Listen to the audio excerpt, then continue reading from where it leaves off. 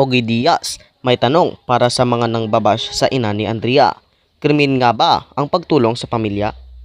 Minsay ni Ogie sa mga nambabash sa ina ni Andrea. Krimen ba ang pagtulong sa pamilya? Nakisali na naman sa bagong issue kaugnay sa aktres na si Andrea Brillantes, ang talent manager at vlogger na si Ogie Diaz. Ito ay ang issue na parte sa pagpalag ng ina ng young actress na si Andrea Brillantes sa isang netizens na kumikwestiyon sa kanya ng pagpapalaki sa anak. Magugunita noong December 3 nang mag-post si Mabel patungkol sa kanyang swimming competition sa gitna ng pagkakasangkot ni Andrea Brillantes bilang dahilan umano sa hiwalayang Katniel. Sa kabila ng magandang mensahe ng ina ay hindi maiwasang may mga mangungulit at mangbabash sa kanya at sa anak niya. Comment ng isang netizen, paano mo kaya pinalaki si Andrea? Hindi naman ito pinalampas ni Mabel at talagang pinatulan ang makulit na nagkomento. Paano? Napagtapos niya sa school ang mga kapatid niya, nakapagpagawa ng bahay, may sariling negosyo. Ikaw, anong ambag mo sa mundo? Matapang na sagot ng ina ni Andrea. At naging trending ang naging sagutan sa social media. Ito na rin ang naging topic ni Ogie sa kanyang YouTube video na Showbiz Update.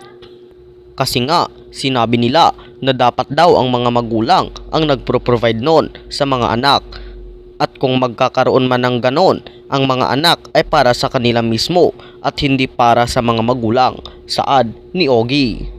Aniya pa, Diyos ko, kailan pa naging krimen? Kailan pa naging pangit o hindi maganda yung pagtulong sa pamilya? Sumang-ayon naman sa kanya ang kanyang kasama na si Mama Louie.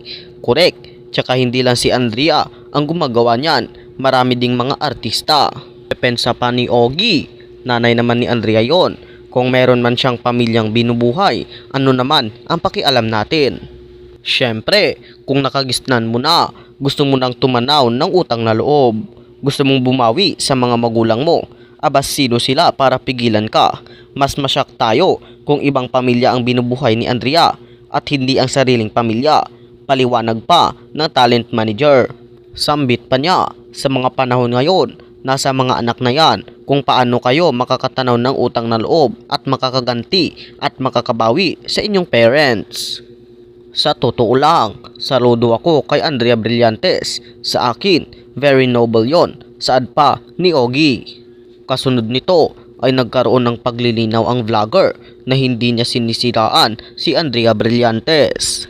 Iba naman yung sa Ilaya, iba naman yung sa Katniel, iba yon, lahad pa niya. Tugon pa ni Ogie, hindi naman namin ginajudge si Andrea Brillantes. Nagkataon lang na may mga netizens na nagko-comment dito sa ating YouTube na pinag-iinitan daw natin si Andrea. Sinisiraan daw natin si Andrea. Winawasak daw natin si Andrea. Lagi niyong tatandaan mga iha, ako ay naniniwala na walang pwedeng sumira sa iyo kundi ang sarili mo. Mensahe pa niya sa publiko.